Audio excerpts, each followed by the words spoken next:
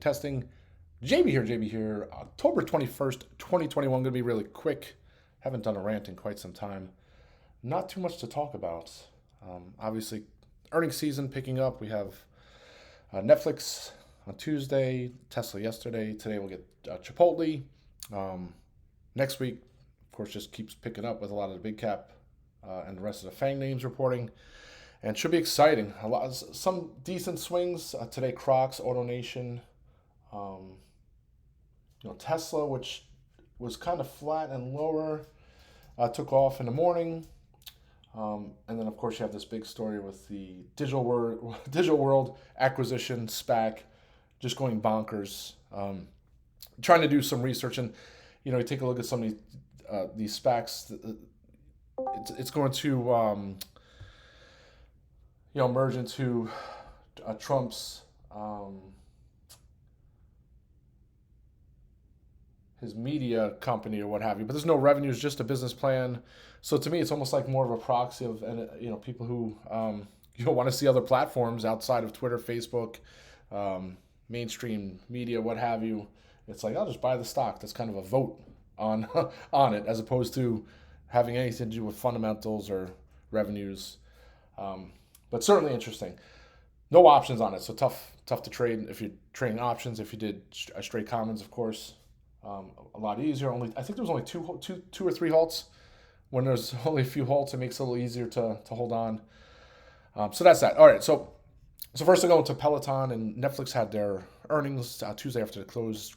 Great beat on the sub side, which is typically what people look at when they're looking at Netflix. Are they can continue to add subscribers at a better than expected pace? What's their guidance look like in regards to subscribers? Because they're at the point now that their scale is so large that the profits are growing incrementally. So your costs kind of stay the same, right? Because it's just the content costs. But then adding extra subscribers is all gravy. So you kind of saw the stock was flat, a lot of upgrades, sold off a little bit yesterday and then bounced.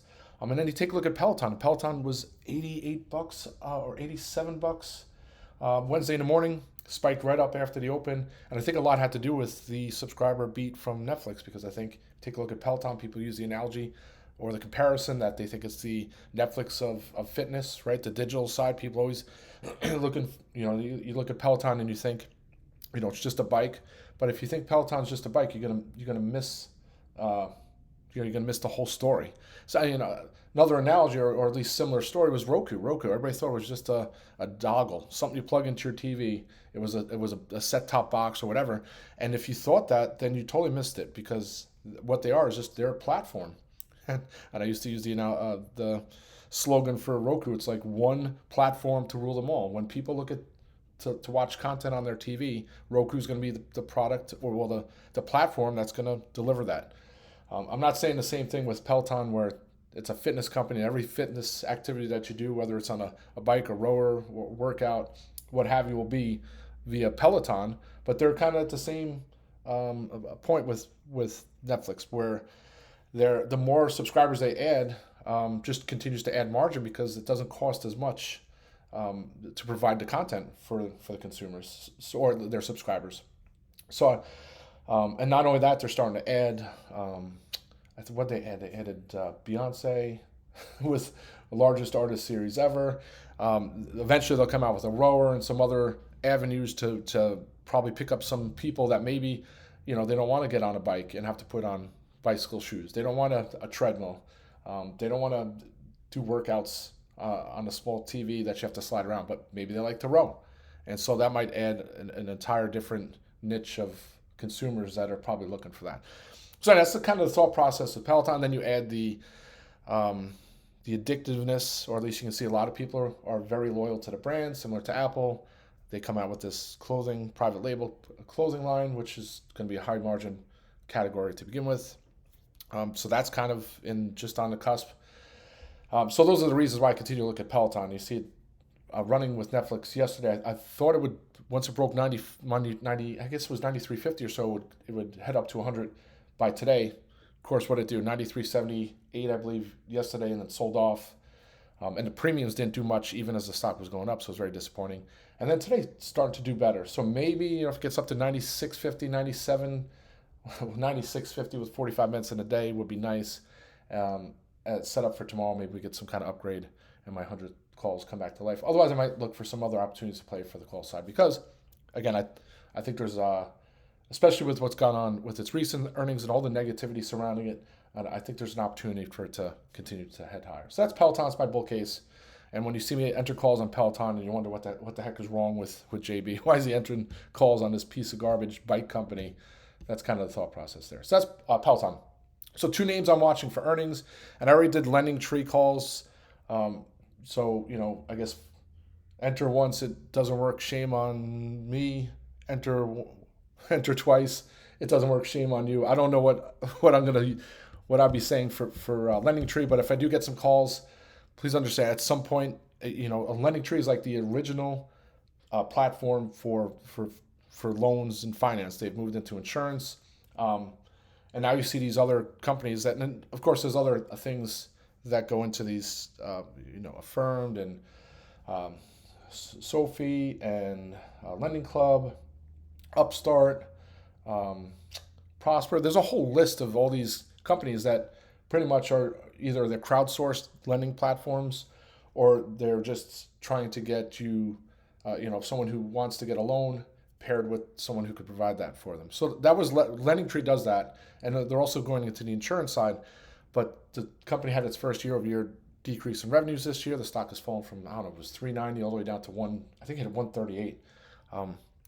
But I think people have kind of overlooked it because all these other names are running, and here's probably one of the more fundamentally sound companies in that space. And I think if they just report 1 or 2 earnings, solid earning quarters in a row, the stock's going to be back into the 300s.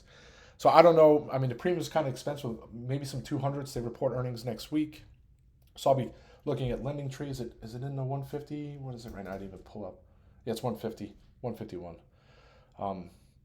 I think it's a great story. So we'll have to see how it plays out. Obviously, if they have another dismal earnings report on next week, then probably it's going to take some time. They were also demoted, so they were taken from the S&P mid cap index back to the small cap index. Hopefully, that's just short lived. So that's Lending Tree. A ABMD, a name that was up in the 400s. Their heart pumps.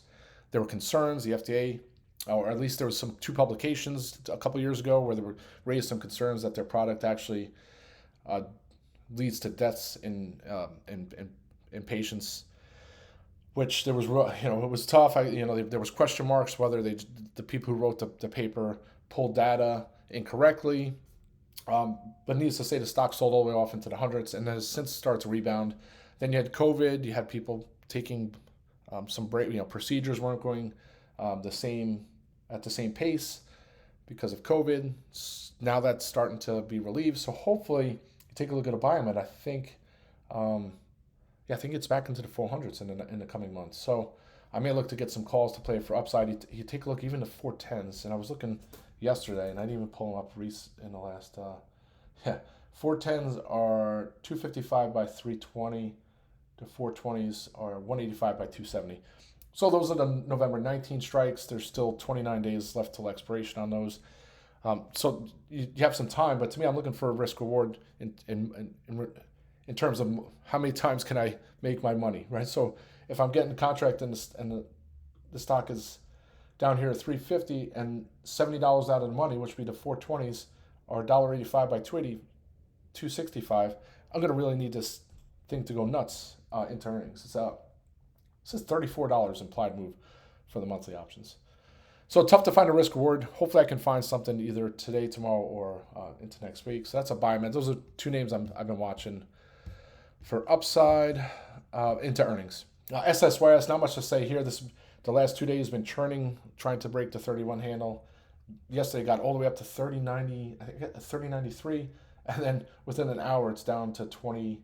Almost broke under 29 for a minute, then bounced. Continue home on November strikes. They announced their earnings date, which will be on November 4th, so that's a good thing. You don't want to see the earnings date being pushed past the calls, because if it's going to report earnings after November 19th, then the premium is going to get crushed on those calls. So lucky they announced those on that date. And then if I get an opportunity to close some more for double, at least to cover costs. I'll look to do that in the coming days. But like SSYS, and you already had the consolidation with X1 being acquired by DM, and I think there's going to be more, at least some M&A in the 3D space, which just adds, it's going to put a bin in these names. So I'll continue to look to play for those for upside. iRobot also reports next week. They announced a partnership yesterday with, if you're in Home Depot or whatever, and you look for floor care products and wood floor products, Bona, I guess that's how you pronounce it, is one of the solutions you see for wood and things like that. So sure enough, what is iRobot? They're partnering with them. They also announced I guess the fabric or the attachment for the mop is going to be through Bona as well. I guess it's going to be incorporated into their models coming out in Q1 2022. It's just a great story. They already announced an accelerated stock buyback. They have no debt, plenty of cash. And some of the issues with iRobot was the logistical concerns or constraints. Everybody's having these situations where they can't get the product shipped, what have you, these log jams. And some of the reason that iRobot's down here from its last earnings report is because they pulled back their guidance a little bit, revised their guidance based on those issues. So if those start to get alleviated, take a look. It's a great, fundamentally sound company. A lot of people who short the name, still 26% short interest. So I may look to just nibble some lottos on iRobot in the next couple of days as well. MasterCard's going here. I was watching MasterCard and Visa this morning. Plaid, there was the FTC ruling, Plaid and the Visa merger was nixed. And you take a look at what Plaid's doing. Plaid is pretty much trying to do, be a processor, right? To be able to verify financial information so a transaction can get processed. I mean, that's what Visa and MasterCard, they're processors, right?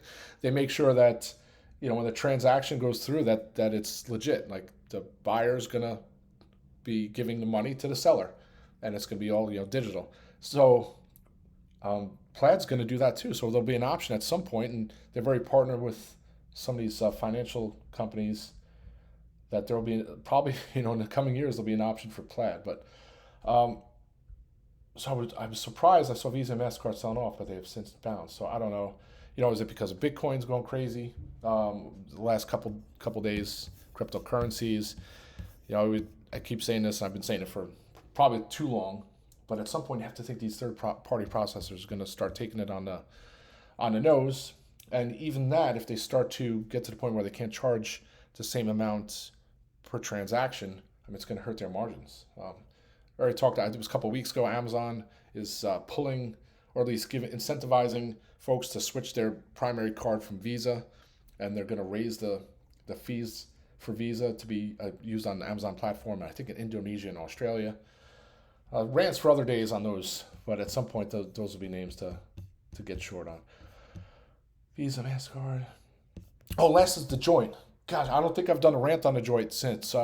So I guess the guy's name is Stockjobber, and I think I've seen him when he has 1,000 followers and 2,000. Young kid. I mean, I don't like to talk bad about anybody. So I don't think I have anything bad to say, but I didn't read the report. But he comes out with this report on the JYNT. Pretty much, the first couple sentences are stock is up 4,000%. This is up 8,000%, whatever. But we think there's issues, and he pointed out some concerns with the people who do loans for the franchise. So when you go to get a franchise, someone who does a loan, they're like hiding the name or something. I don't know the exact story there. Also talked that he says the JYNT, the company, is buying back struggling franchises to cover the numbers. I mean, they have 550 chains. They're going to have over 1,000 in 2 years. And you're telling me they're going to buy back the ones that are struggling so that their financials look better? That doesn't jive to me. And then they talked about customer complaints. And I don't know of any company in a space that services customers that has zero customer complaints. So to sit there and say, to cherry pick customer complaints, it's kind of mind-boggling on that point. And then he talked about the franchise fees, I believe. So I guess you get a franchise disclosure statement, FDS, I think it's called. So you can order that. And he talked about the exorbitant fees that are required to open a franchise, and then once it's open, to pay back to the JYNT. And it's like the company is opening record amount of franchise locations now. So if the fees were exorbitant, people would not be interested in signing up, nor would they look to continue. So these are just things that run through my head. Of course, it's a lot easier to fear people out of positions than it is to get them into positions. If anything, this probably opens an opportunity for a huge earnings beat and raise. It's just I look at it and I'm like I'm concerned that if there's any little dink in the earnings report, maybe the stock falters a little bit. So we'll see. They just announced they're going to report earnings on November 4th as well. I think it's Thursday, November 4th. I'll continue to look for opportunities to play that one for upside. But the Wall Street Journal came out over the weekend too, saying it's time for an adjustment on the joint, and pretty much just came out with all this blurbs of competition, blah, blah, blah, blah. But then at the very end it says, if you think this is disrupting the chiropractic sector like McDonald's did to fast food, then maybe you're in the early stages. If not, this is going lower or whatever it is. But it's like that's the whole premise, right? This could be a tremendous growth story. It's going to double its locations in 2 years. It's a high profit model, and then at some point it's going to be the Domino's pizza of chiropractic service. The industry, the sector, it's a low chain model. So, I use these on my top 5 webinar for the back half of 2021. But dentistry, 13% of all the locations in the United States are some type of chain. When you go to chiropractors, it's like a 2% penetration. So even if they just start to transition that sector into a more chain model, which they're already starting to do, that has a huge opportunity for growth. So of course, not a sexy tech name. It's not it's not a cloud space. It's not in software or whatever you want to call it. But I think that's why it kind of flies under the radar. And then when people look at it and see it's up thousands of percent since its IPO and say, wow, this is an easy short. And I hate to see short pieces that kind of it's like they find a stock that is up that many percent and then they build the bear case around it. And they customer complaints. Oh, there's something that should be in the filings that they're hiding. And stock fell on it. So, I think some of it is, once a company that doesn't have, it's not the most liquid name. So once sellers and shorters came in, it's very easy to kind of get the snowball going, and then it just took off from there. But hopefully, holds here in the 80s, maybe I'll look for some opportunities to play for upside. I think that's it. Chipotle's after the close today. Boston Beer, names I would love to play on the upside, but I'll probably just sit on my hands. And that's it.